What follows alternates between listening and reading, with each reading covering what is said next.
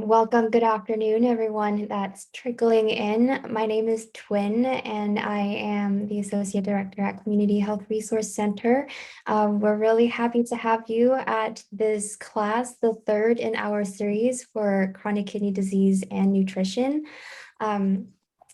We are going to get started right away just so that we have more time for discussion. For this program, this third class, we're going to focus on meal planning and reading nutrition labels. We'll also feature Wilson Du, who will be talking about, his journey from a chronic kidney disease late stage patient to a transplant patient and what his diet looks like now.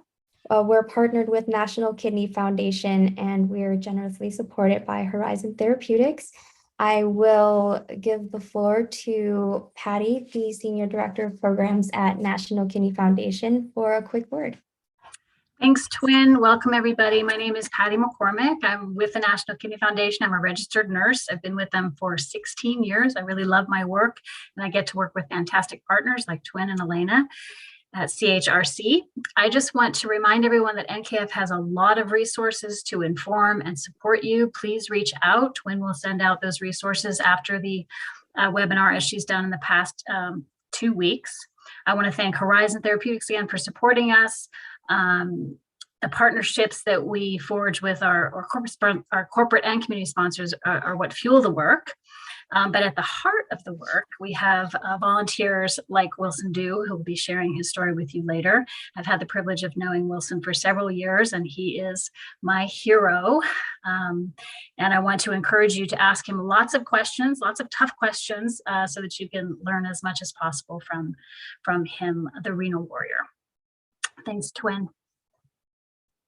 Thank you so much, Patty. Elena, we will pass it on to you. Feel free to get started. We're really excited.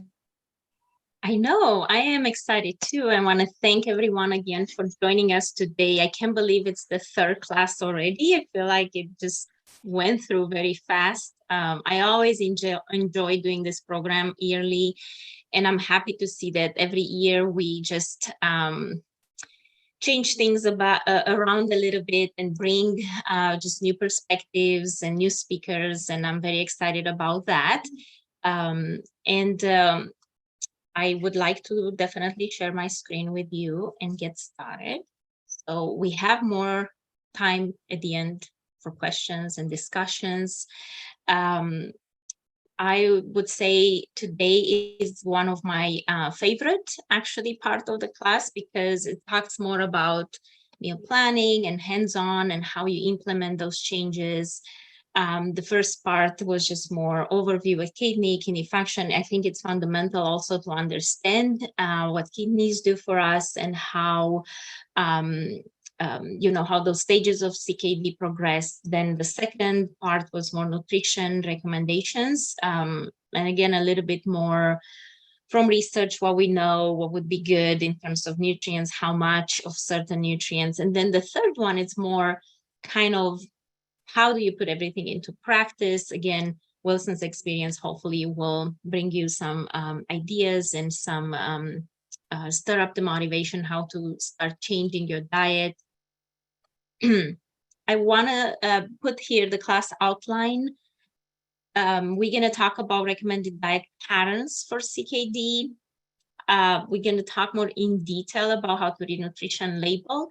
Last week, I had a slide with an example, but it was just one. Now we'll go over a bit more further and would be good as a review. Then we're going to talk about portion sizes and how it pertains to those nutrients of concern for somebody on the CKD diet, about meal planning and why it's important and how to do it. And then I'll have a slide with tips on behavior change that hopefully will inspire you. And then Wilson again will share with us his experience. So the recommended diet patterns for CKD, well, I have them listed here. A heart healthy diet, a DASH diet that will, DASH stands for Dietary Approaches to Stop Hypertension. And this is basically an eating plan that was designed and researched to help people lower their blood pressure through diet. Then we have Mediterranean diet. That's basically focusing on fruits, vegetables, whole grains, lean meats, also legumes and nuts and seeds. And we have a diabetes-friendly diet, a more carbohydrate-controlled diet, and plant-based diet. But I could tell you, it seems a lot. It's like, how can I handle all those diets, right? But you might hear about all of these from different people or different providers. And I wanted to let you know that basically, looks like there are 5 of them or 5 different terms, but they kind of all fall on the same pattern. And I'll show you how they're similar. They're more plant-based. They follow that My Plate model of eating that I'll show you how it looks like. So they're pretty similar with certain few differences, but in reality, they're not completely different diets. And what they have in common, they are all more plant-based. They have a lot of plant-based foods are at the core of those diets. So to start with the DASH diet, again, dietary approaches to stop hypertension has been recommended by National Kidney Foundation. It's a low sodium diet, so then you could see how that's kidney friendly. Of course, as you remember, a lot of people with, high blood pressure, it's one of the risk factors for CKD. So this is also a diet that manages your blood pressure better. Again, it's low sodium. And it focuses on increasing vegetable and fruit consumption, whole grains, and lean meats or lean protein, what I like to call. So for stages 1 or 2, even 3, this is what we recommend in terms of how many servings of grains daily, 7 to 8. I can tell you, there might be variations. If you are diabetic or if you are a petite person, not a larger frame, and you are not exercising a lot, maybe 7, 8 servings of grains a day would be too much for you, especially if people are watching their weight. But 7, 8 days can be for somebody bigger frame that exercises a lot. So those numbers I like to talk about that you can really take completely by letter, So vegetables 4 or 5 serving daily serving. So I think that's a good, or even more if people can eat more vegetables. Fruits 4 to 5. Again, if you're diabetic, you might limit to 2 to 3 because they might affect more your blood sugar and maybe use more vegetables. Low fat and fat-free dairy products, because those are better choices than the reduced fat or whole fat dairy products. Those 2 to 3 servings a day. And then the meat, poultry, and fish, 2 or less daily servings, just because we're watching and we're limiting the protein still. Nuts, seeds, and dry beans, 4 to 5 servings a week. So they don't have to be every day, but most days in a week can be consumed. Fats and oils, 2 to 3 servings, and sweets to try to limit as much as possible, less than 5 servings per week. And usually the servings for sweets are pretty small. So another diet that's pretty similar, as you could tell, Mediterranean diet. This is a bit more of visual pattern or pyramid. At the bottom, you notice physical activity. It's important, and also to share meals with people, to eat more in social, to sit at a table when you eat, and again, share with other people and make eating an important moment in the day. And that seems to be kind of at the base of a healthy diet. And then, of course, you look at what you're choosing on a regular basis. So when we look here at the bottom of the pyramid, that means with most meals, you want to eat a variety of plant-based foods. Those are your fruits, your vegetables, your whole grains, mostly whole, I say, but grains in general. Beans, nuts, herbs and spices, and olive oil and seeds and avocados. So those healthy fats or foods high in healthy fats. Then next would be fish and seafood, at least 2 times a week. We say up to 4. We want to limit fish and shellfish to 12 ounces a week. If we use the deck of cards size, that's about 4 times a week maximum, at least 2, in order to get those essential omega-3 fatty acids. Then the next one would be poultry, eggs, cheese, and yogurt, especially if you use the low-fat, non-fat. The way we said, you could have moderate portions daily to weekly. So you can have those foods every day, but you need to, monitor the portions. Those are high-protein foods, but also they're higher in saturated fat. And then at the top of the pyramid, less often, more to look at those foods as treats, would be sweets and red meat. So moving forward, this is the diabetes meal pattern or carbohydrate controlled diet, but also what I like to call my plate model of eating, which falls into the plant-based diet. I mentioned last time, plant-based diet doesn't necessarily mean you have to become vegan or vegetarian or pescatarian unless people choose to. You could still eat chicken and meat on a regular basis, but it's more the ratio on the plate that will make the difference. So as you could see here, we have half of the plate non-starchy vegetables, and the other half of the plate, it's split in half. And that's in between your lean protein, that deck of the size of a deck of cards I was talking about, in your healthy starch, ideally like a whole grain. But again, in an amount that won't take you more than a quarter of a plate. And this way, this is, again, a diet that it's plant-based, because 3/4 of a plate in between your vegetables and your starch will come from plants. It's high in fiber because you have a whole grain and here veggies. It's lean, less saturated fat because you choose a lean protein. It's not high protein because, again, the protein is, portion of the protein is controlled. And indeed may have a bit more potassium depending on the vegetables you put on.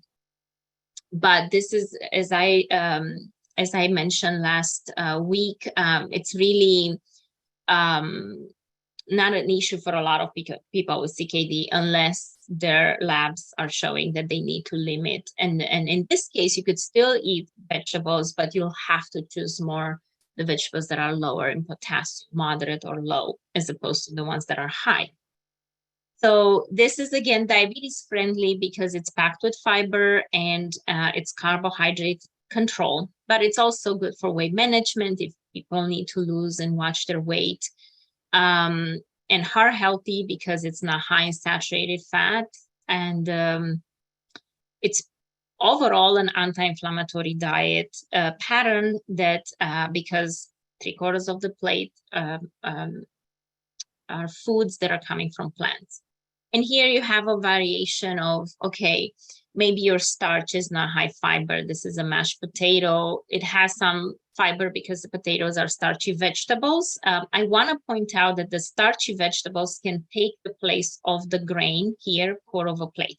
So even though we think of them and they are vegetable, they're starchy vegetables. So that means they act more like a starch and they can impact our blood sugar, especially if you're diabetic. So they need to be a quarter of a plate. So anything that's potato, sweet potato, yam, anything that's corn, peas, winter squashes, the orange looking squashes like acorn squash, banana squash, spaghetti squash, and also things like beans, legumes, right? Those are starchy vegetables. They're healthy for you. They're good to eat, but you need to act or put them on the side of the plate that is the starch, not here half a plate. Sometimes I talk with people and they say, oh yeah, I eat my rice and my chicken and then I have my vegetables, which were corn and peas. Well, in reality, that's more starch than you would think because those vegetables are starchy.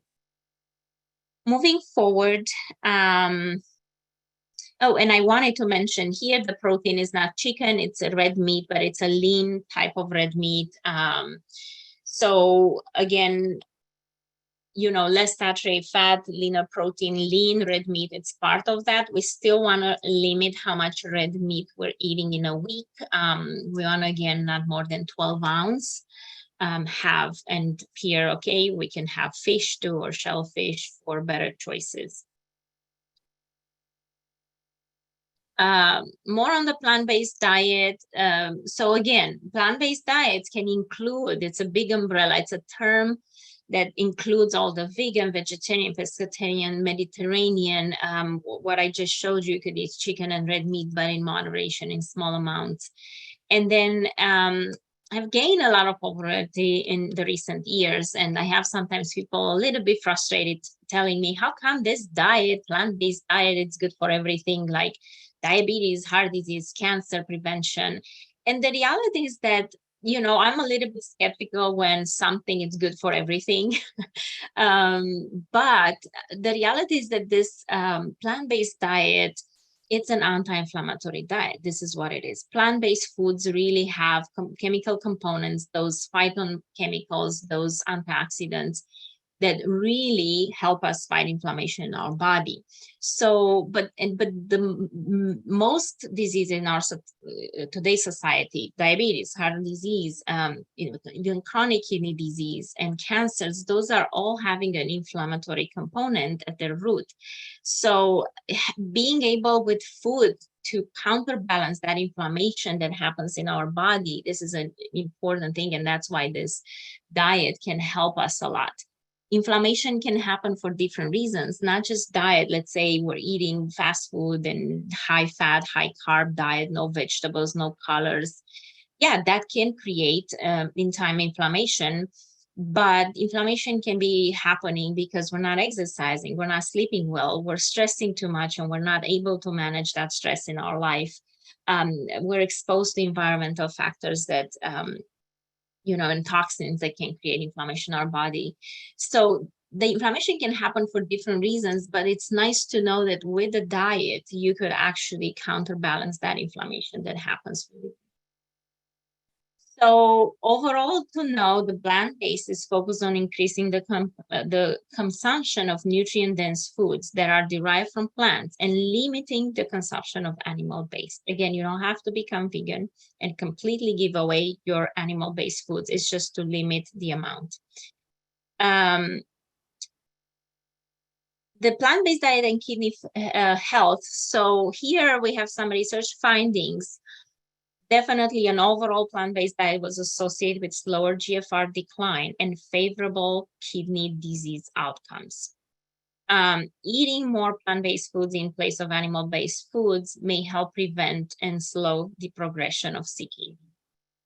And also they notice, and again, those are not cause and effects, they're more associations that are drawn from different studies. Low intake of fruits and vegetables is associated with a higher risk of kidney failure in US adults with or without CKD. So they notice this association. And it's recommended by National Kidney Foundation and CDC. And the conclusion is that it is a beneficial diet for CKD. And I know one of the questions that we got in the first week, if it's like, it's a plant-based diet good for CKD? So the answer is definitely yes.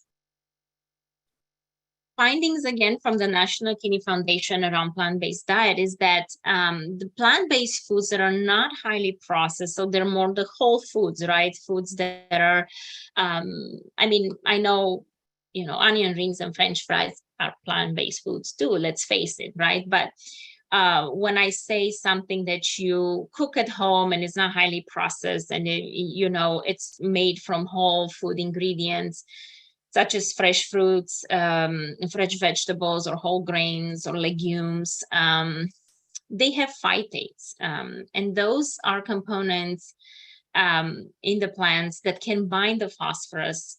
So you don't absorb that much phosphorus the way it happens with the highly processed foods, those phosphate additives that we talked about last week, or from the dairy-based foods such as cheese and milk. Unfortunately, also that phosphorus is a bit more absorbable because there are no phytates in those dairy products and only in the plant foods. So nuts and beans, so legumes, those in theory, they're higher phosphorus foods, but in reality, this phosphorus is not highly absorbable, and they can be they can be part of a healthy kidney diet, especially when you eat them in moderation. Remember, on the DASH diet, we said legumes and nuts, 4 to 5 servings a week. It's kind of enough as part of a healthy diet. So we all know, I wanted to make that point just because I hear sometimes a lot that people feel like they eat nuts and beans even though they're healthy foods. I want to go into the nutrition label reading again and talk a bit more in detail. There are a few steps that I ask people to go by. Sometimes you look at it, it's a bit overwhelming, and you might spend too much time in a store looking and staring at it. And I want to show you a few ways to kind of, in few seconds, make a decision about a product, be confident that this is good for me. It's good enough for me to take it home and try it and see if I like it, as opposed to, that's not a good choice, and maybe I should try to find one that looks better on the nutrition label and try that one. Because what happens if you want to try a new product and you don't look at the label, and let's say it's not as good for you, then the chances are you're going to like it, you want to continue buying it, and then you get this vicious cycle of buying things that are not as good for me. So I always tell my patients, try to look at the nutrition label first, and if it passes the nutrition label test, then you take it home, you buy it, and it needs to pass the taste test too. Of course, you need to enjoy what you're eating, and if it doesn't, and if you didn't like it, then you go for another brand or another product that again looks good on the nutrition, maybe you like more taste-wise. So you start with the serving size, which is up here. They tell you how much is a serving. What's a serving? It doesn't necessarily, may not match the recommended servings from this, from what I talk, let's say, with my patients as a dietitian. Sometimes the companies are lowering the portions so the numbers look smaller. The serving size that they tell you, it's that basically they tell you those numbers are based on this servings that I'm putting here. So I tell my patients, look at the serving size and make sure that that makes sense to you. Let's say a cup of that product, if it's a cereal, for example, it's like, okay, I won't eat more than a cup. So those numbers are going to be based on the portion that I'm going to eat. But sometimes if the numbers look good, but it's a quarter of a cup, and you usually use or you eat about a cup of that, then right now you need to multiply those numbers by 4 in order to get how much you're going to get in your serving. It's very important to connect with the serving and make sure you understand what the manufacturer tells you it's a serving. In this case, it's a cup. And then you check the calories, which is important because, again, some people may be on a weight loss program. They want to lose weight. So you want to know if it's a high calorie dense food versus a low calorie dense food. And some people actually need to gain weight, and they want to get those high calorie dense foods as opposed to the ones that lose, and they need to get the low calorie dense foods. Usually I say whatever is 250 calories or more, that's a more calorie dense food per serving.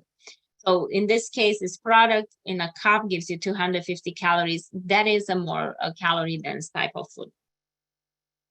Then you want to, the ones that are yellow here, you want to limit these nutrients. In general, for health, no matter who you are, including if you have CKD, you want to limit the saturated fat mainly, the trans fat, the cholesterol, and the sodium. And for CKD, we're interested more in sodium and saturated fat. Of course, trans fat too, even though we're supposed to kind of be having trans fats out of our food system. It's not such a big focus right now because I know it was a law that passed to kind of not have, not using trans fats in our food system. So you still want to glance and make sure the number is 0, not 3, as in this particular case. But saturated fat and sodium would be definitely the main two.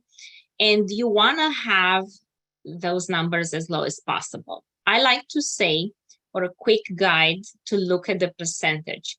The percentage is on the right side. And then the rule of thumb is that 5% or less translates into low in that particular nutrient, and 20% or more translates into high in that particular nutrient. So for example, we have here saturated fat 15%. Okay, that's not 5 or less. That's not low in saturated fat. It's not 20 or more either, but it's getting close to 20. So it's on the higher side. And then sodium, it's 20%. So in this case, okay, it is high sodium. So it's high saturated fat and high sodium. Can I look for a product that has less of those? Because I'm trying to watch those both for somebody with CKD.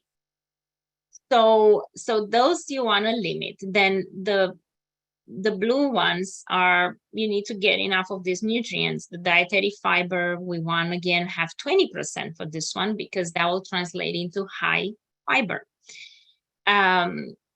And then the vitamins and minerals that are listed here, again, we might, obviously, it's a more nutritious food if it has vitamin A and C and calcium and iron. So those would be also good to have as percentages more. I like sugar is one typical, like one item on the nutrition label that doesn't have a percentage next to it. So you can't really use this formula of 5 means less, low, 20 or more means high. So I like to say with sugars, we use the grams, which for a lot of people, grams do not make sense. We don't know how much that is.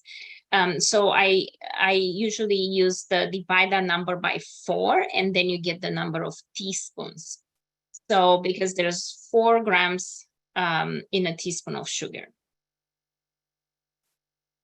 4 grams of sugar in a teaspoon. So basically, when you divide 5 by 4, so that tells me this product has a teaspoon of sugar. And again, if this is supposed to be sweet, let's say a dessert of some sort, I mean, or even a breakfast cereal, that may not be excessive, a teaspoon of sugar. However, if this is a food that should not have sugar in it, like let's say the box mac and cheese or a slice of bread, you know, that 5 grams of sugar now becomes a little bit too much, right? Because I'm not expecting sugar in those foods. They're not supposed to taste sweet or have sugar. So the number makes, it's nice to have a visual. A teaspoon is not that much. Just to put it into perspective, American Heart Association recommends for women no more than 6 teaspoons of added sugar in a day, and for men no more than 9 teaspoons of added sugar a day. So when you think about it, this is basically a box mac and cheese, or it's a slice of bread. There are plenty of breads that will have 5 grams of sugar per slice, and I'm eating a sandwich. So now I'm getting 2 teaspoons out of my 6 budget in a day, just in bread from my sandwich. So it's not even a dessert. It becomes a bit too much. So this is kind of what I wanted to share in terms of percentage, how to quickly look at it, and then sugar. So let's look at some examples. I'll go over this one because we talked about 5 or less, it's low in sodium, 20 or more high in sodium. If you prefer milligrams for sodium, less or equal to 140 milligrams per serving, it's low sodium. So that would be, if it's easier for you to look at the milligrams. And then the ingredients that have sodium will have salt, sodium, and soda as part of their name. And I have an example here. So when you have those ingredients with potatoes, soybean, whey, salt, dry milk solids, garlic salt, butter, monosodium glutamate, dried oregano, sodium citrate, artificial flavors.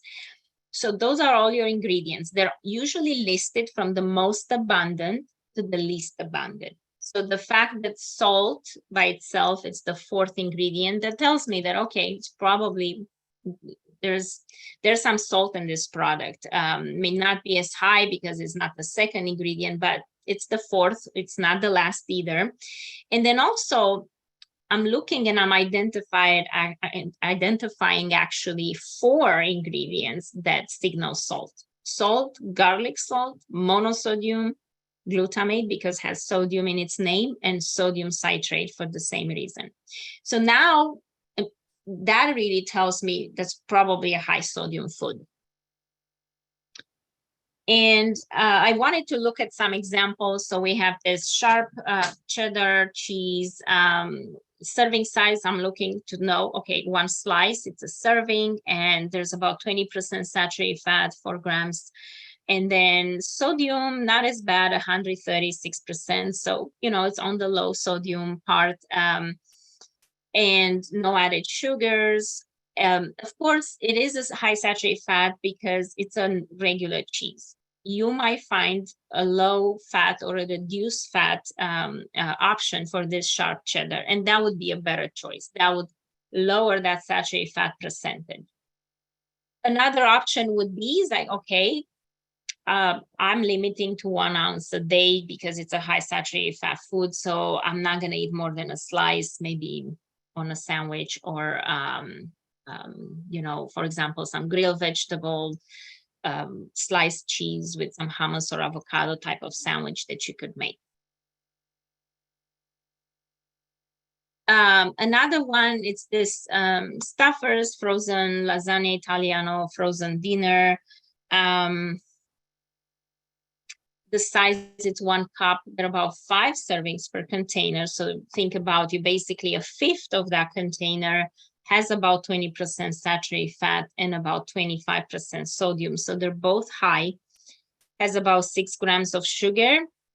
Now again, it is a meal that's not supposed to taste sweet. So definitely, just by looking at those, I'm thinking that's probably not, you know, the best choice in terms of reading that nutrition label and the nutrients of concern.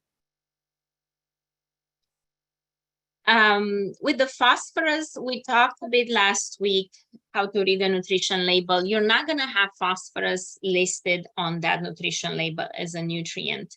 So a lot of times people say, how do I know if something is high phosphorus? And a lot of times I say, look at the ingredient list, because you want to make sure there's not a lot of phos names in the ingredient list. So I have here a list of all the things that are basically phosphate additives, the calcium phosphate, the sodium phosphate, monocalcium phosphate, monosodium phosphate. And I'm not going to read all of them, but they're just basically, they all have this phos in their name, and that will signal the fact that it's a phosphorus additive. And then remember, those are highly absorbable. Those are things that definitely will have 90% absorbability, and will affect more than your beans and your nuts, your phosphorus level. I want to point out that the new nutrition label basically lists total sugars as 12 grams in this particular 2/3 of a cup product. And then also gives you the detail how much of those total sugar is added sugar. Because when you just see sugars without that additional information, you know it can be a combination of added and natural occurring sugar in fruits. So just to give you an example, a plain yogurt or regular milk will have about up to 10 grams of sugar per serving. And people are just like, oh my God, there's sugar in plain yogurt or sugar in milk. But the reality is that that's the natural occurring sugar. That's the lactose. That's a disaccharide. It's a type of natural sugar that some people are not able to actually tolerate, and they're lactose intolerant. But that's nothing we could take out of the food, or is not necessarily bad for you, those natural sugars, like a natural sugar in a piece of fruit. So, but when they tell you includes 0 grams added sugar out of 10, you know that all that sugar is natural. In this particular case, it tells us total sugars 12, and then includes 10 grams of added sugars. So most, you know, in this case, that most of that sugar is added. So again, maybe not the best choice. Maybe you'll find something with either less total sugar or less added sugar and more natural sugar, depending on the product. So I want to talk about portion sizes, 1 ounce of cheese. You know, I want you to have an idea how much protein. It's about 7 grams in an ounce of cheese, regardless of the cheese. Sodium can vary from 180 to 480, depending on the type of cheese. Potassium, it's usually low. It's less than 50 milligrams per an ounce. And then phosphorus also can be from 120 to 250. One of the highest in phosphorus cheeses will be ricotta cheese, has about, I think, 225 milligrams per half a cup. And cottage cheese, it's around 170 for the half a cup. But for example, 2 tablespoons of Parmesan that you could spread on a dish, it has only about 90 milligrams. So just there are lots of variations here. And I think, and your regular maybe cheddar, mozzarella, Swiss provolone, that's about 150 milligrams of phosphorus per 1 ounce. So it's not as much. Just remember the ricotta and the cottage cheese seem to have higher phosphorus. But overall, again, cheese in moderation can be part of a CKD meal plan. Just keep in mind, it has more sodium. It is a protein food, so you have to make it to include it in your protein plan to not go over your protein budget.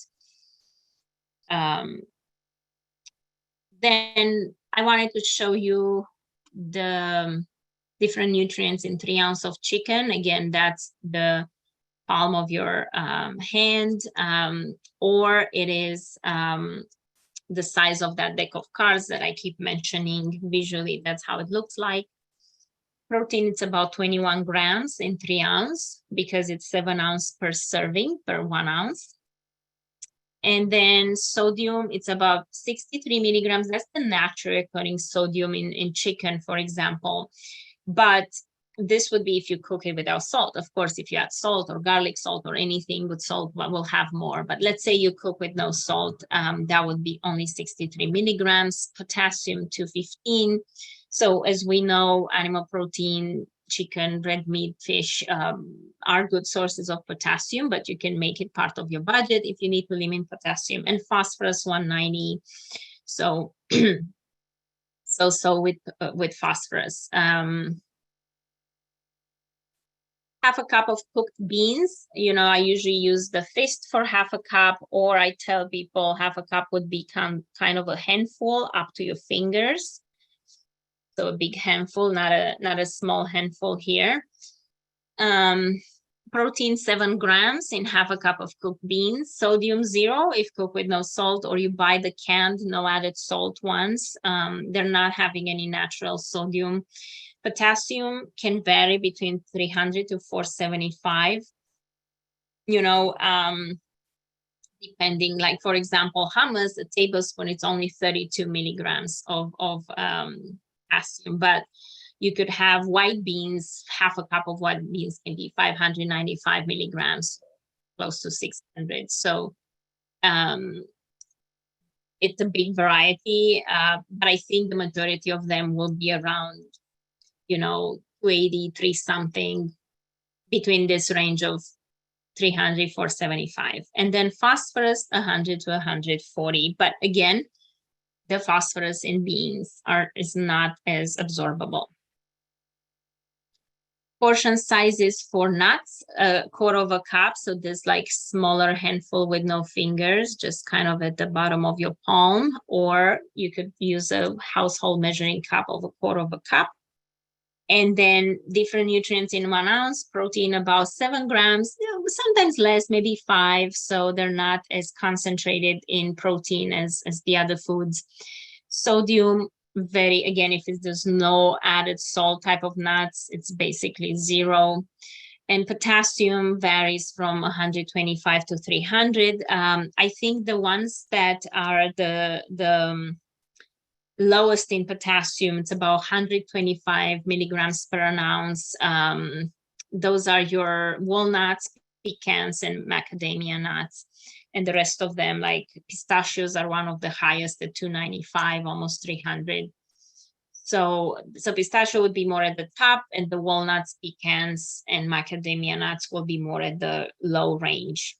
And phosphorus, 100 to 130, so not a whole lot, but also, again, those are high phytates food that this phosphorus is not as absorbed. And then I want to talk a bit about meal planning and why it's important for people with CKD. Well, you know, definitely changing and being on a healthier eating pattern can help you slow down the progression of CKD.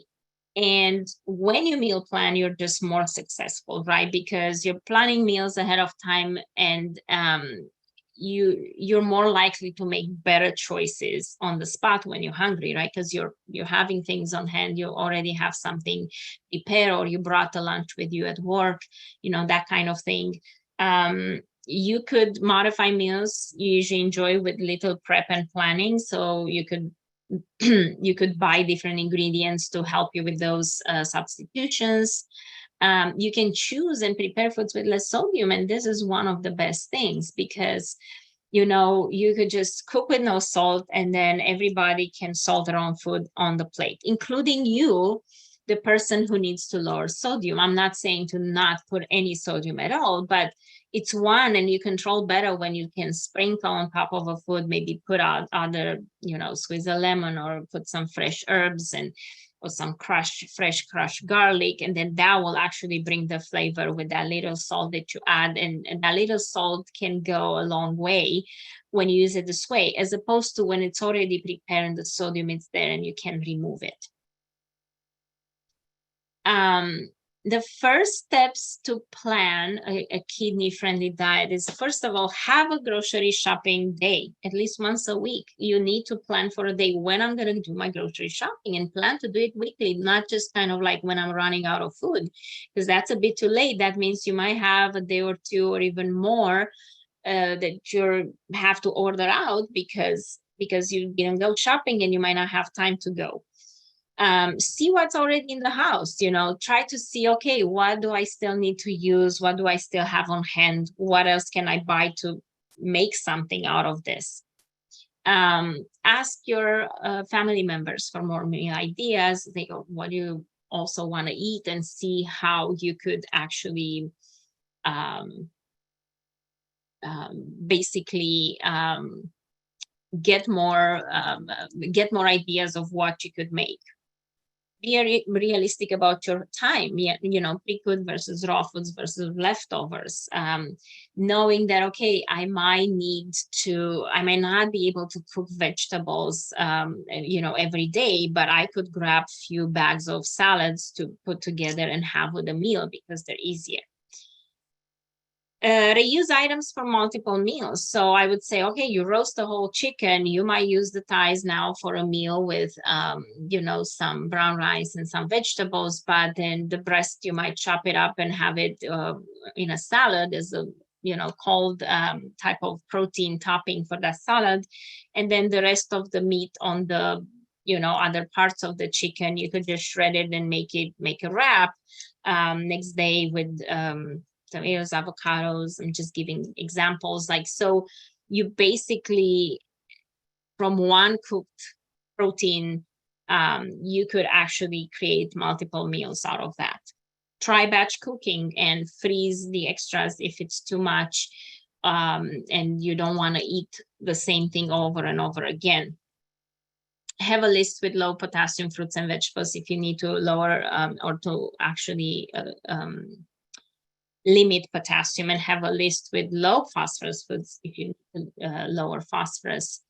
And that would help you kind of know which ones to actually get on a regular basis. Not to say the other high ones you could never touch. You know, those are foods that, okay, I can have in smaller amounts, but you want to focus on what you can have on a regular basis. You want to, instead of thinking, I'm not going to eat this, or I'm going to limit my diet, I'm going to limit these foods in my diet, you could just focus on what I can actually have more often, right? And the foods that I can eat on a regular basis. And then become an expert at reading a nutrition label. looking for all those things you're looking for, especially sodium, and practicing. Just by practicing, you get better to the point that you're making faster decisions about what's good or not good to buy. I want to show you a weekly meal plan that's simple. You have the days, you have the meals, 3 meals and snacks. And then I understand planning a 7-day menu can be overwhelming to do. It's like, I don't have no idea where to start. It's too time consuming. But I tell people, begin with planning 3 days only and see how it works. Just plan 3 days for the week. And if you plan Monday, Wednesday, Friday and make enough to have leftovers, then your week will almost be filled. So I have this example here, right? You plan Monday, Wednesday, and Friday, and you have 3 meals and a snack. And then out of that, you generate a shopping list. So once you decided what I could have, and of course, you don't need to stick with all Monday breakfast. You could switch them around, but having an idea already, I'm going to have that for breakfast next week, that for lunch, that for dinner. And you generate a shopping list and you can categorize it: fruits, vegetables, protein, dairy, grains. So then you look at all those recipes and figure out what you need, what you have in the house.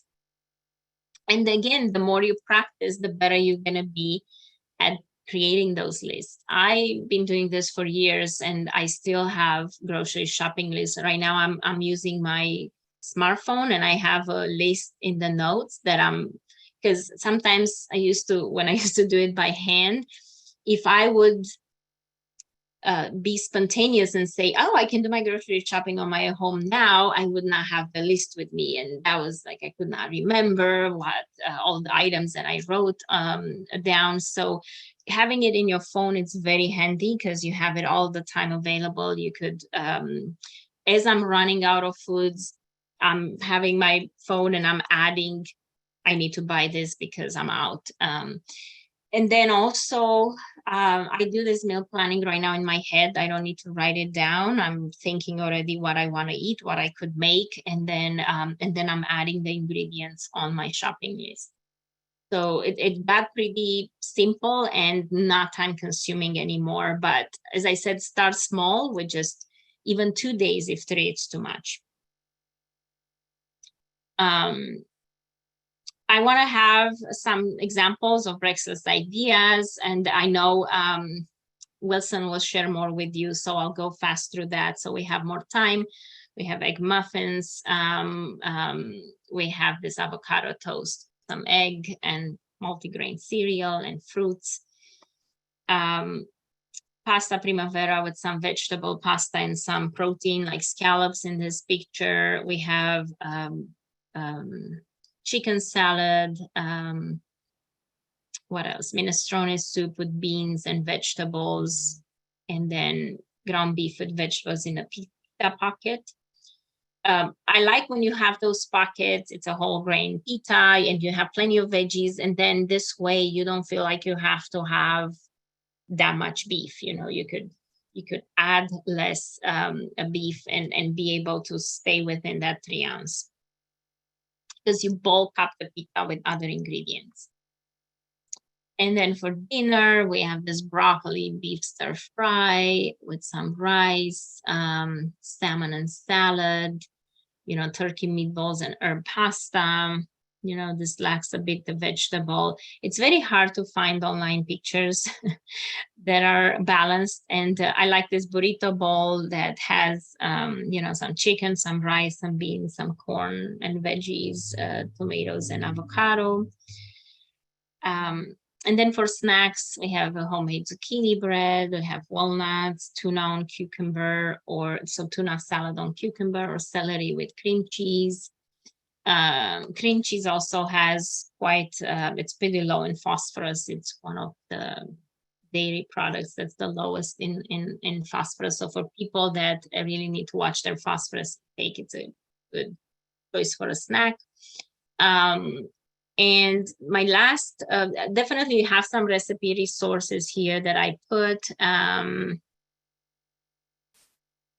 They will give you more kidney-friendly ideas. A lot of times I encourage people, browse recipes. Sometimes they seem like, oh, I might not eat this, but you could switch some ingredients. You know, I always look and browse the web for ideas for recipes, and just to get inspired. Sometimes I want something new, more creative that I never thought about. But a lot of times I don't follow it by heart, the recipe. I may make my own substitutions. I like to make it healthier and, you know, put ingredients that have more fiber, for example.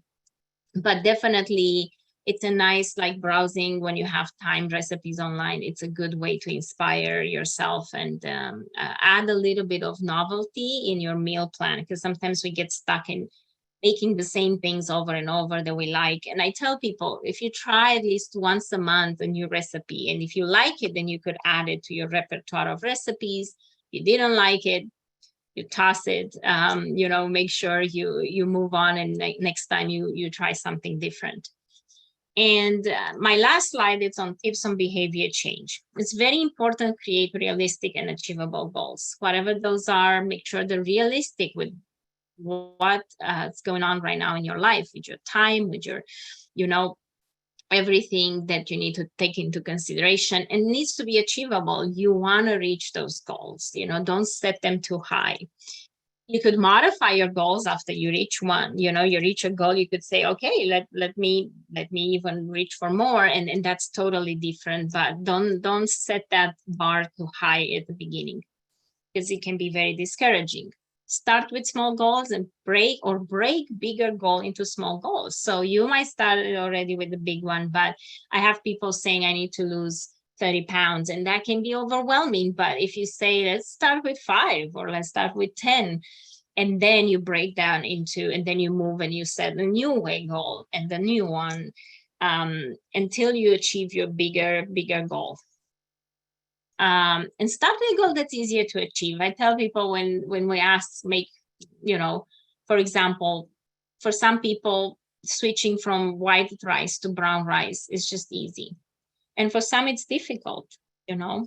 So if it's difficult, don't start with that. You know, you have other things. Sometimes it's like, I had people saying, oh, it's easy to buy 1% milk than whole milk. And for some, it's like, I tried and I don't like it at all. I'm not ready for that, right? But you might be ready for something else. You might be ready to start taking a 20-minute walk around your neighborhood.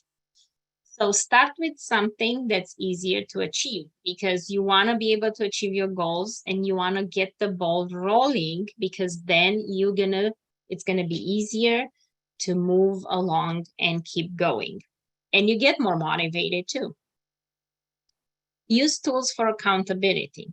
You know, like professionals like me, work with a nutritionist if you have big nutrition goals and you feel like, okay, I need some help. Or friends, at least friends. You know, I have a patient that she was saying she's doing this health challenge with her friend, and they decided what that is. They need to meditate 5 minutes a day. They need to exercise at least 30 minutes a day.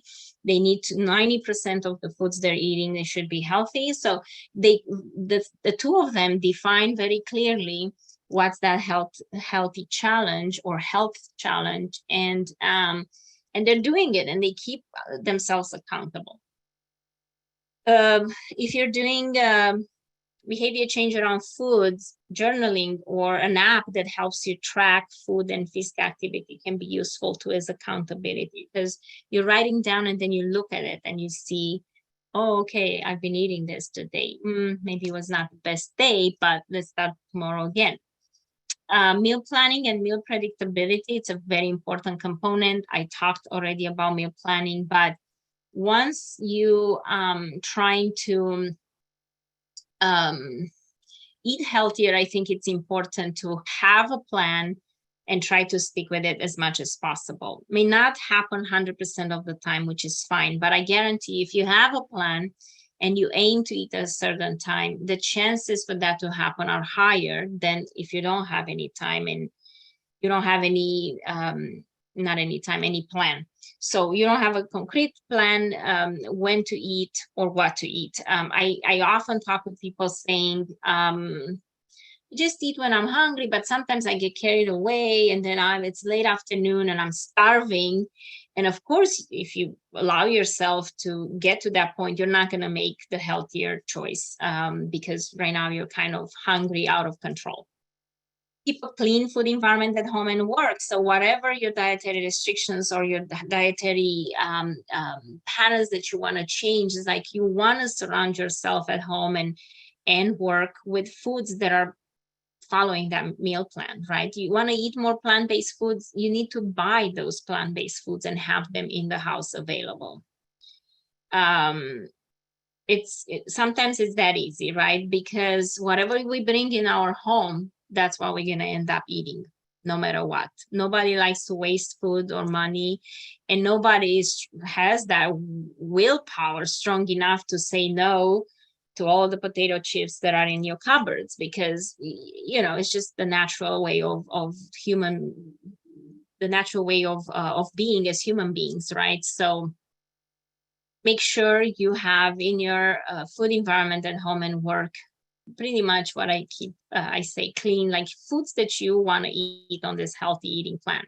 And then have planned treats weekly. I'm not saying to not have anything, but you know, you have certain things that you like, and you plan to treat yourself maybe a couple of times a week. I may have dessert or chocolate or those potato chips that I like, but you know, I'm not, I might buy those individual portion size bags and have just that because I don't need more than that. With that, I'm actually going to switch to Wilson and see what he has to say to you. All right, Elena, I can't reiterate everything that you just mentioned. It's just like hitting home everything that you're saying. We're talking from the clean food environment, using tools, setting up small goals. Those things are extremely important. I coach some patients, and you know, the first thing that we have them do is, number one, is the first week, what they have to do is they have to track every single thing they put in their mouth. And so, and once we know what they're putting in their mouth, then we can set up those little small goals, right? We have to know what's going on first. So that is a huge point. The other thing I make them do is they have to take everything in their house, all the snacks that they have that they know they're not bad, throw it all in the trash bag, and we give it to like one of their relatives. We go donate it or something like that. And now they're restocking their pantry with things that they actually would eat. And that's setting them up for success. And the last thing that one of the things that you mentioned is like use tools. MyFitnessPal is one of the big things. There's a bunch of food trackers out there. There's a bunch of exercise trackers out there. You kind of have to know where you're going, or knowing what the destination is before you get going. Otherwise, you just wander around aimlessly, right? So thank you so much for that. And, you know, I wanted to everybody out there, I want to share with you my story. A lot of this, what Elena was talking about is extremely important. But before all the meal planning, before all the changing up your diet and everything, it's what she talked about was behavioral change. You have to want it yourself, first thing. And, you know, you might see it as a big feat or a big mountain that you have to climb. And I think I said this last week, but you have to break it down into the little small goals so that things are attainable. You're not, you know, some people do it, but not everybody's going to be able to switch overnight, just like myself. So yeah, let me get into my story a little bit. I'll share a little bit of my background and how a lot of this actually helps. I can tell you to this day, like right today, I can tell you exactly what I'm eating today. I could tell you exactly what I'm eating tomorrow. I could tell you the time I'm going to eat it. I could tell you what exercises I'm going to do today, tomorrow, or what my whole plan is. And this is what the behavioral change of doing this for years and years and years got me to actually know all these things and be able to follow this with precise discipline. But, you know, just to share my journey a little bit is I was diagnosed with kidney failure in June of 2016. I didn't know I had it. I've been extremely overweight all my adult life. I'm talking well over 300 pounds. I think I clocked in at the highest is like 330. When I was diagnosed with kidney failure, I believe I was about 315 pounds. My whole life, I just kept on living my life and I kept on putting it off and just said, you know what? One of these days I'll take care of it. One of these days I'll start on a diet. Okay, when this thing happens, I'll start exercising. When this thing happens, I'll go on a diet. And that never happened. What I just kept on doing was pushing it off and pushing it off. And that was that thing I didn't want to face directly, until one day it all just kind of caught up to me.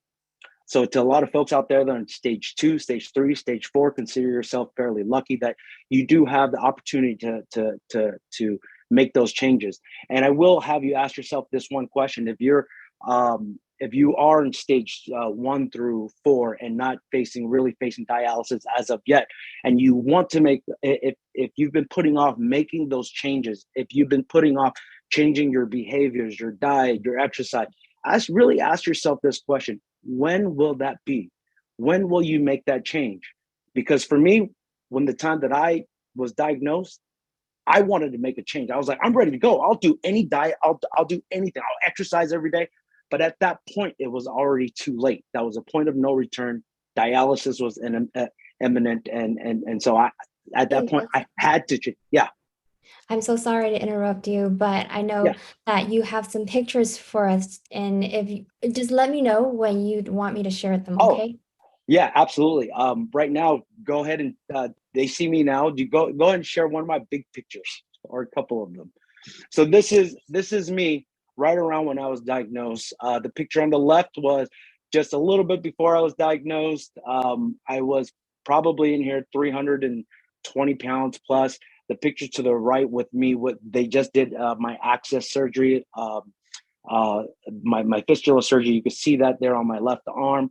That right there, I just recently been diagnosed, maybe in the past few weeks.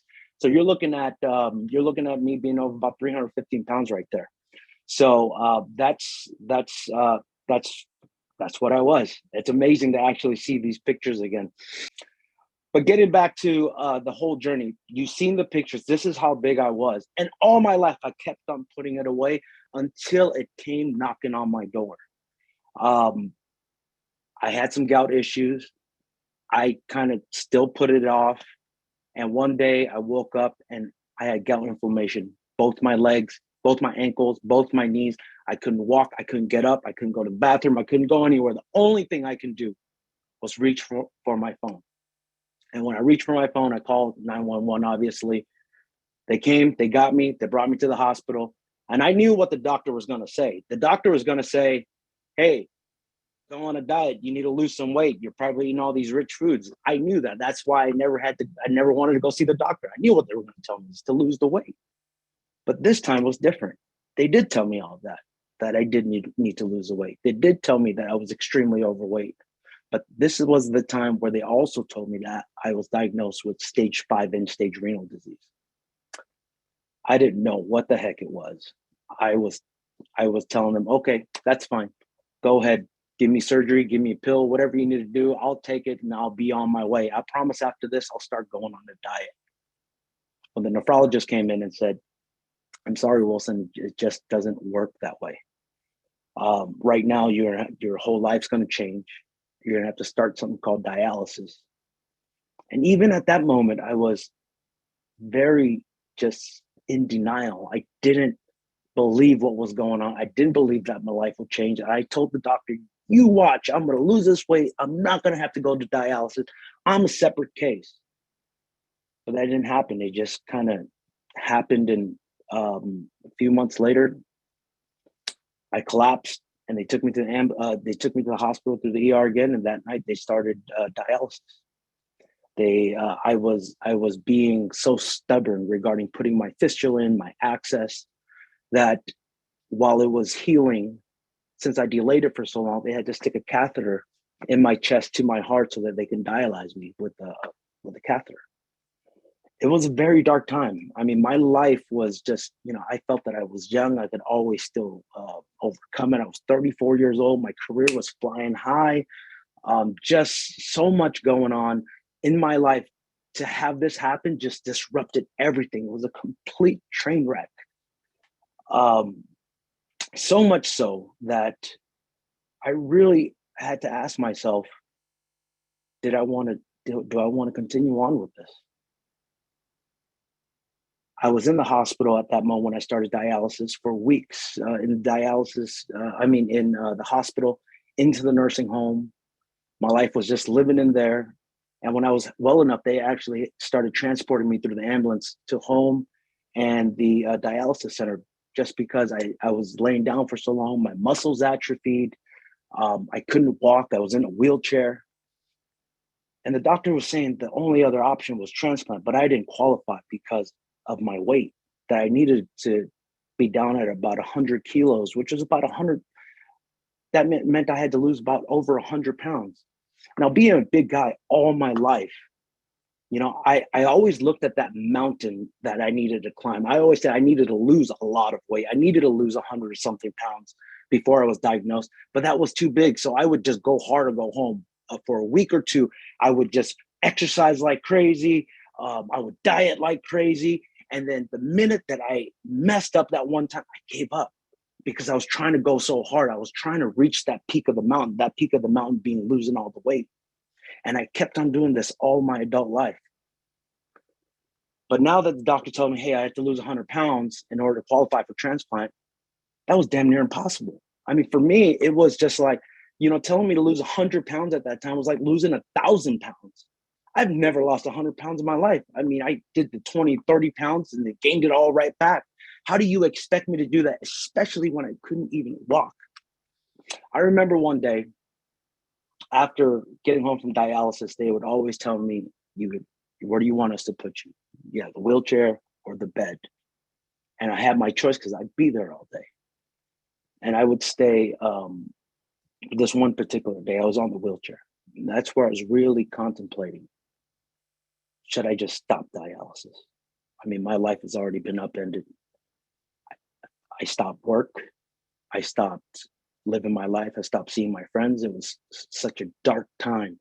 I was completely broken mentally, physically, spiritually. There was just, I couldn't go to the bathroom by myself. I couldn't take a bath or shower by myself. I needed my parents' help to help me do all of this. And was it really worth the burden on them? Was life really worth living at that time?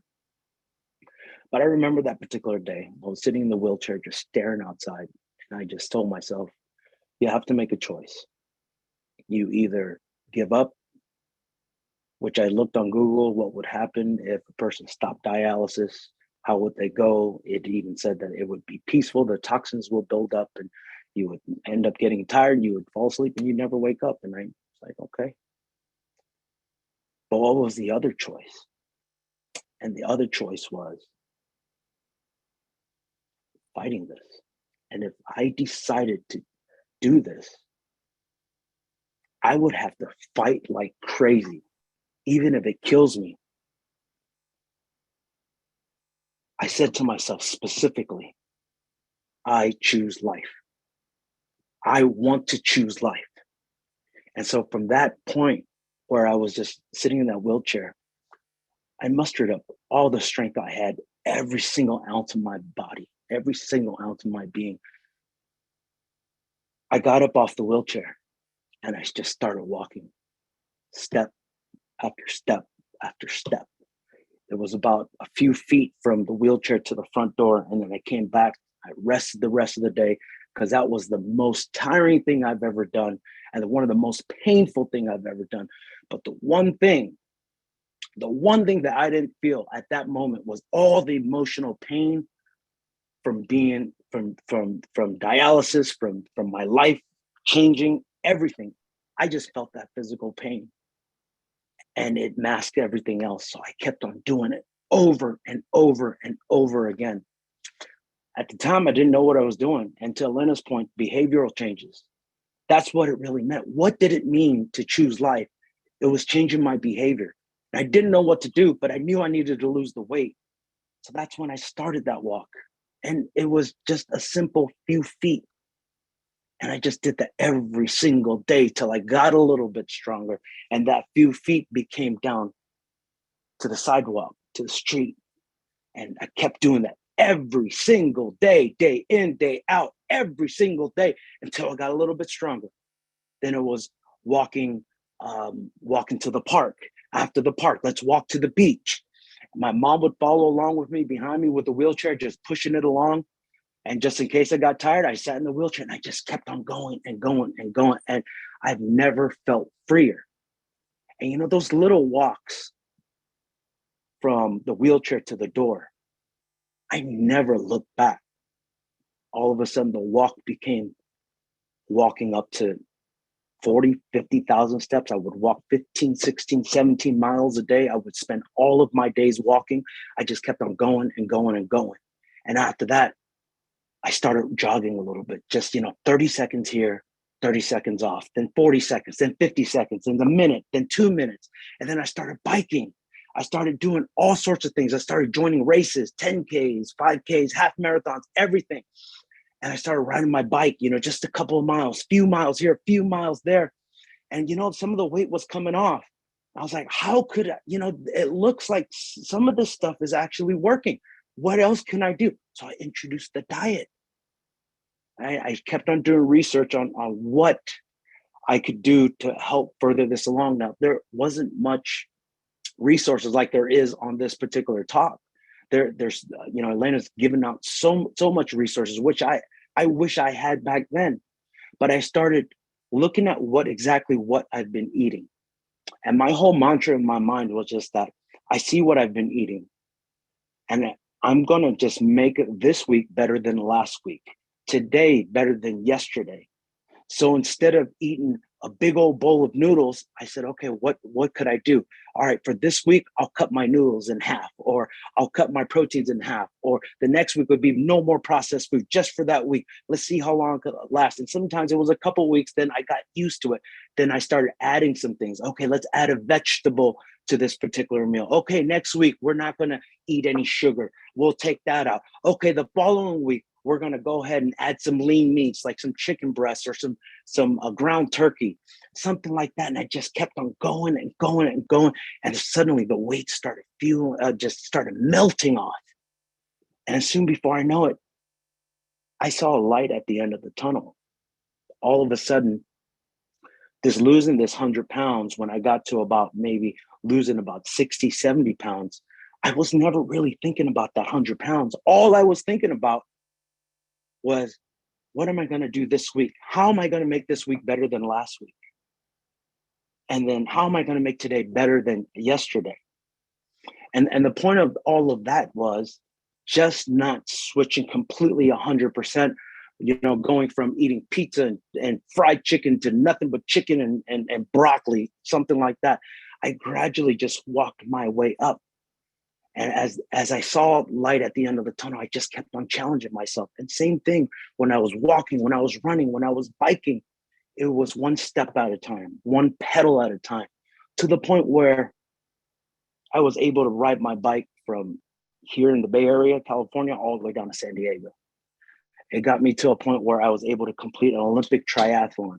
It made me going step by step and always just focusing on step by step.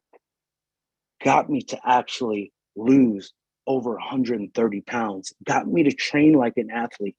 And it just all came from just planning. It came from all those little wins that I had, setting up these small goals. Okay, I'm going to eat a certain amount of vegetables every single day this week. And I did that, and I let it stick, and I kept on doing that. And that gave me the confidence to do more. And that gave me the confidence to do other things. So, the real moral of the story is just to go step by step. Now, you have all the resources in regards to the food, the meal planning, all of that stuff. And, granted, you may not change completely overnight, but what you could do is start taking away some things and adding some things. I wrote down meal planning for behavior, track it. Earlier, as I said, you have to know where you're going in order to pave a way to get there. With your meal planning for your behavior, track, read the labels. You'll be surprised if you actually track all of your food for a week. If you ate like normal, what you normally eat right now, track it just for a whole week and see exactly what you eat. And you'll be able to see some holes in your game where you can actually take some things away or add something else. Exercise, same thing, track. What are you doing? One of the games that I was playing with myself during that time was, every week, or first off, it was every day getting at least 3,000 steps on the Fitbit. And the next week, I would do minimum 3,001. If I happen to do 4,000 or 5,000, then I would have to do 5,000 every day for the following week. And it just never stopped. It went up to about 40, 50, 60,000 steps in a day. I still have some badges for that. And really set some goals. Really think about where you want to be, why. Because none of this can happen unless you want it to happen. And you really have to ask yourself, what are you doing it for? Nobody can convince you. Nobody can convince you to do these things, because if it takes somebody to convince you to do it and why you need to live and why you need to get better, then it's just a recipe for failure. You have to ask yourself within yourself, why do you want it? And once you can clearly see why you want it, maybe it's for your kids, maybe it's for your grandkids, maybe it's to be around to see all of your loved ones, whatever that may be, you really have to ask yourself, and then find it within yourself. When you find your why, it'll make a lot of these things come together. Always make this week better than last week. I coach a lot of patients right now. I train a lot of patients right now. They come in, and just like I was telling Elena earlier, that's exactly what I do. I ask them if they really want it, because we're not in the job of convincing you. But what I am in the job of doing is to show you that there is light at the end of the tunnel. I'm nothing special. I didn't do anything crazy. All I did was just stay focused at the task at hand. And granted, I've made a lot of mistakes through my diet, through my exercise. I got in trouble for it. But I kept on moving forward, and I kept on planning, and I figured out what works. With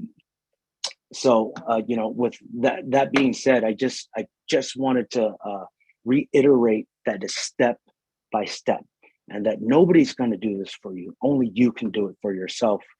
So if you have any questions, please let me know. Wilson, that was incredible. I mean, sorry, let me add myself as a spotlight. Yeah. I think that what's so special is how you make the first step sound very remarkable. And that's what it takes to start your appetite for more of a challenge. We have questions here for both you and Elena. There is somebody who I'd love to make sure receives I'm going to send a post-event email later with Facebook handles and Instagram handle, but there's someone who might want to get in touch with you as a coach. So if you'd like, please share your email address with me, and I can make sure the registrant have it, or you can let me know later. No, I can. It's my first name dot my last name at Gmail. I'll make sure that they have it. Thank you so much. But going to some of these questions here, and I'll jump around, but would you two be able to give an answer to someone who might have an aversion to animal-based proteins? What would you recommend to people who are supplementing the proteins that are lost through dialysis treatment? That's probably a question for Elena. If you don't like animal protein, and I take by saying that you're not vegetarian, you might be vegan, right? So you're not eating any dairy products or eggs or other animal protein, that you're not referring just to meat or chicken. Definitely you could use more plant-based protein, like tofu, edamame beans, legumes like beans. They're a good source of protein, nuts and seeds or nut butters. Quinoa is a grain. It's a higher protein grain that, for example, in a full cup of cooked quinoa, you get about 9 grams of protein compared with the full cup of a full cup of cooked brown rice has about 5 only, so it's almost double.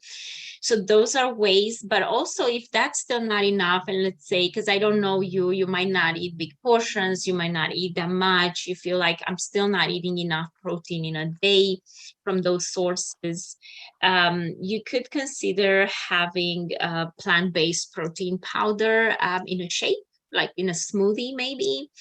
You know, something that's maybe pea based or hemp seed based, or you know, there are different types right now. um, um, for some they use like maybe like quinoa based, or quinoa combined with chia seeds, you know, the different kind of sources of those protein powders. So that can be used. And let's say the meals that you're eating, your tofu, your beans, your nuts and seeds, and you could, if you feel like you're still falling short and you need to replenish more for the losses for the dialysis treatment, you could just add protein shake in a day that's a plant-based. So those would be my suggestions. Thanks for that. There's a question that speaks to, well, there are nephrologists and doctors who aren't in nephrology, who would say that patients who would say to patients that diet does not play much of a difference, and might dismiss patients who wish to have more of a plant-based or DASH diet. How would you recommend patients to have this conversation with their doctors? That's a tough one. I mean, tough in the sense that Yeah, unfortunately it's happening, and it's happening. I mean, even hearing the story of Wilson, like he was told you have kidney failure. And I'm pretty sure the kidney failure did not happen overnight, right? right. I mean, it happens with acute kidney injury. And I talk about in the first class when, let's say, a medication or a toxin affects your kidney right in the particular moment, your kidney function was normal. And now, you know, your kidneys are failure because of that. And then that usually recovers, right? But chronic kidney disease that's progressive, it does not happen overnight. So the fact that you just found out at that point that, you know, tells you that basically there were probably opportunities where you could have heard that, you know, your kidneys are decreasing and the kidney function. And then unfortunately also, again, I know a lot of nephrologists that do not believe, and they told patients that, you know, the diet is not going to help you, which we know from research studies, and I've referenced in my slides. I mean, it's very clear, it's clearly established that the diet and the exercise can make a difference. And can slow the progression. Yeah, depending on the chronic kidney disease causes, there's certain things that are maybe the diet is not going to miraculously, as I mentioned, boost your kidney function. It can boost it to some extent. And again, depending on also what is why are your kidneys, why the kidney function decreases, right? Because if it's more because of diabetes and blood pressure, like diet changes and activity, increase in activity level, that's going to help you control better, manage better those diseases. So there's not going to be as much impact on, you know, decreasing the kidney function. The kidney function happens when you don't control the diabetes and the blood pressure that much for a lot of people, not for everybody. You know, there are some autoimmune diseases and others that will attack your kidneys no matter what, right? And then you might progress no matter what. But I think the diet will still, even in those cases, will slow down and will put a break with this progression. So there's definitely clear evidence that the diet can help.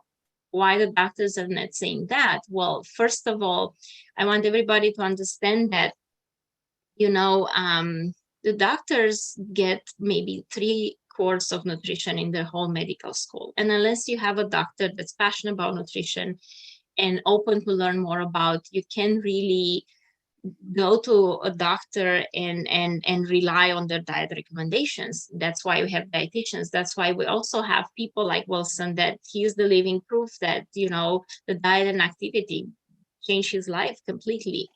So I want to, how do you bring this conversation you could, I mean, in the past we suggested that, and we were trying to do that. We wrote some letters to physicians and have the evidence base, have reference studies showing. I did some research, and the research kind of summarized that basically diet and activity makes a difference in slowing down the progressions of CKD, and see how they answer to that. You know, Elena, that actually is correct. I find in my experience that a lot of doctors don't have the experience with nutrition and exercise as well. A lot of them, and even from my own experience in the beginning, a lot of them are just say, just go on a diet, go exercise. Well, what does that mean? You know, and not only does it have obviously the health benefits that you're talking about, where I'm living proof. I've seen it change in so many people. I've seen all the physical benefits of it. But coming as a patient, I will tell you that the exercise and the discipline of eating good food or right foods into your body, it creates a whole lot more energy. It creates a lot of just, you know, for your mental health. It everything just is a lot better when you do implement a plan of physical activity and implementing your diet. It just doesn't change the physical aspect, but it changes a lot of things inside. And so for a doctor to say that is just, you know, it's kind of tough. So I would say, yeah, go ahead and do the exact same thing and tell the doctor to the contrary. There's a lot of evidence out there, 100%. And you don't need, that's the thing, you really don't need a doctor approval to change your diet. I mean, yeah, no, you don't. I mean, if it was a medication that they would prescribe, yeah, you need the doctor to prescribe that. They need to be on the same page. But in this particular case, this is your health and this is your life, and you could take that. That's something that anybody can do, right? And again, see a nutrition professional, help with somebody. I mean, the doctor is not supposed necessarily to help you with that, if it makes sense, because especially in our society, doctors barely have time to talk with a patient and prescribe medication. They don't have time to talk about diets or give you the exact tools and support for you to change your diet. It's just, in a way, not in their job descriptions. Ideally would be, yeah, doctor to kind of look at the whole picture and have the time to spend with you, but the reality is different, and you don't need the doctor approval. You could just do it on your own and then go and tell this doctor that, I think, when they're going to see better labs, like, what have you done? Well, I changed my diet, and you see what they're going to say. Yeah.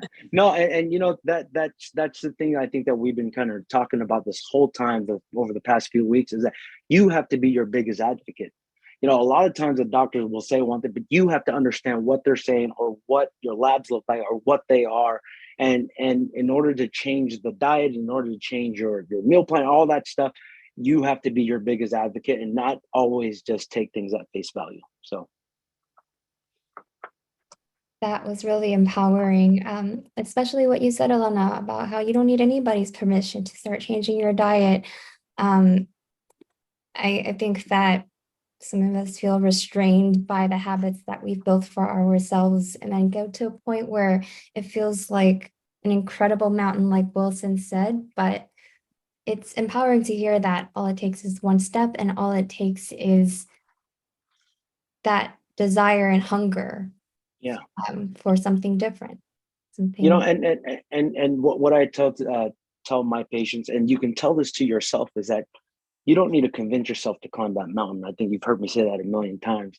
You just need to convince yourself to take the next step, whether that be an inch or, you know, a mile. Just take that next step. As long as you're moving forward constantly, you'll get to where you need to be. It might take you a lot longer. It doesn't matter, but you'll get there. All right, we're at 5, but Elena, if you're okay with answering a few Yeah, more the questions 3 questions are pretty short, so I would definitely take them. Yes. So 1, is soy milk better than cow milk? For a lot of people that, again, if they're more advanced stages and they need to watch the phosphorus, I would say yes, because it has less phosphorus than, and remember that phosphorus in dairy products, it's more absorbable than the one in plant-based foods. So soy milk definitely has less phosphorus. It's about the same amount of protein. So yeah, it would be a better choice. And when I think this references your slide about protein foods. Where does pork fall in that while you were talking about So recommending pork foods? is a red meat, and it's kind of, again, a deck of cards of pork. It's about 21 grams of protein, but it's considered a red meat. So kind of at the top of the Mediterranean diet pyramid. So not as often. Again, remember, for red meat in a week, that's all combined: pork, beef, and lamb. You could have up to, trying to have about 12 ounce in a week and no more than that. So if you like more pork than beef and lamb, you could use that budget for your pork, for example. But if you like all three, you have to kind of share in. This next question, and I know that you and Sabina have a wonderful video about wraps that we previously recorded this year, but there's someone who I share a lot of sentiment with. Margarita in the chat asks about their dad who won't really consider non-Asian foods, not even quinoa or brown white rice. What would you give as advice? And Wilson, definitely this will be relevant to you too. So feel free to share. The the whole thing with not, I get it. I grew up just eating nothing but Asian food, and so if the question is how to kind of avert to still eat, you know, um, Asian influence food, there's plenty of ways, and in order to tailor it to the kidney diet, it took a long time. And what I would always say is that going back to the examples of making this week better than last week, making today better than yesterday, a lot of folks can wean off of some of the things that are more detrimental, like the what is the MSG, or the fish sauce, or the soy sauce, which is all high in sodium. A lot of our Asian foods, there's a lot of sugar as well, and that's something that is very difficult to give up overnight. And so it's making the tiny adjustments. And just like Elena said many times, is that your taste buds will actually adjust. And to my folks, my parents, they kind of had to start adjusting to the way I eat as they were taking care of me while I was sick.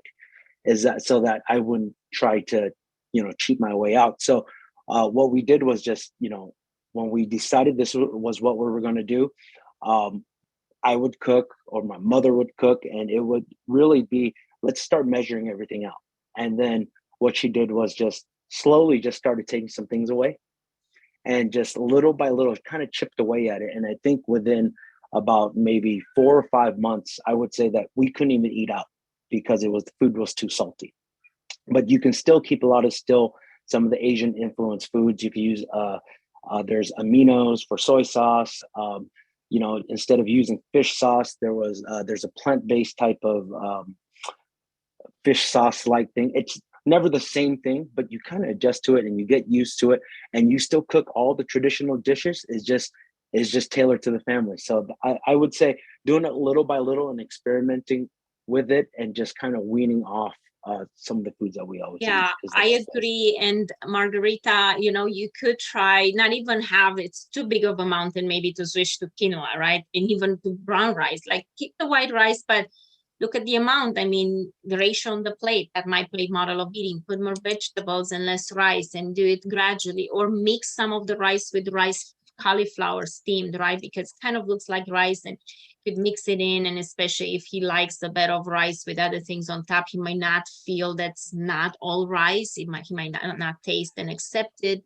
I mean, there are those little tricks, but the way Wilson said, just make those changes small, because the taste buds will adapt. They adapt. We actually produce new taste buds every 3 weeks. So the new ones will be your friends.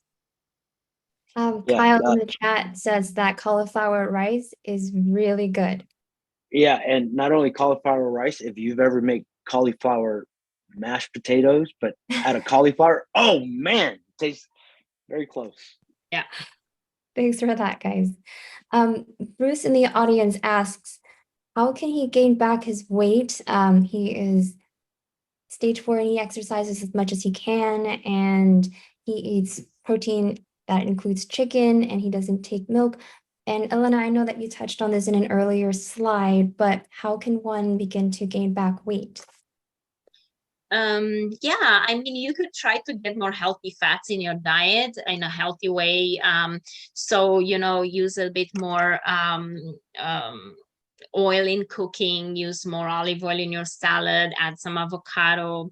In your stage 4, I mean, depending if your labs of potassium are fine, you could easily eat half an avocado a day is the way to add healthy calories. Again, if you have higher potassium, maybe use a bit less or not every day. Avocado, right? But olive oil, it's a great way to just add more to your dishes, or to your salads. You could again rely more on nuts and nut butters, to kind of boost those calories up without necessarily eating more protein. So I would definitely eat a bit more fat. You could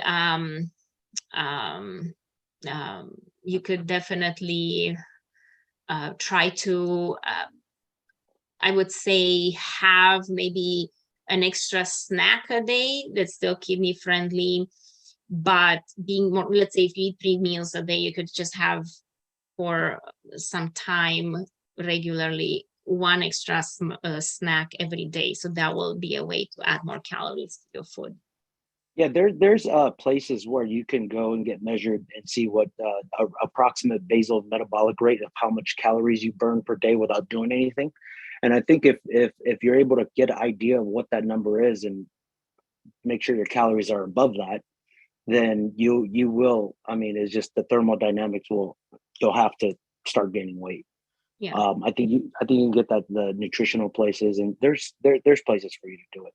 Yeah, and what I wanted to mention, so again, the healthy fats seem to be the safest way to do it. But also, if you're not diabetic and you just have CKD stage 4, you might also be able to eat a bit more of the carbs, right? The whole grains and the legumes, instead of maybe half a plate vegetables and the other half protein and grain. You could have the third. So that will allow you a bit more carbs and less vegetable, because vegetables are lower calories. So if you want to gain weight and you don't have diabetes to worry about blood sugar control, you could eat a bit more carbs.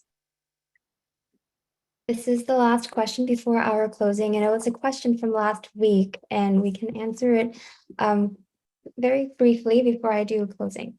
If your GFR falls to 48, is it possible to improve it to 60 via diet? As I mentioned, you could, we had patients, and I know it's possible to improve, it looks like that would be 12 numbers, right? From 48 to 60. I think it's doable. Higher, I don't know. As I mentioned, you're not going to jump from 48 to back to 90, but you could do 48 to 60. I think it's doable. It's possible.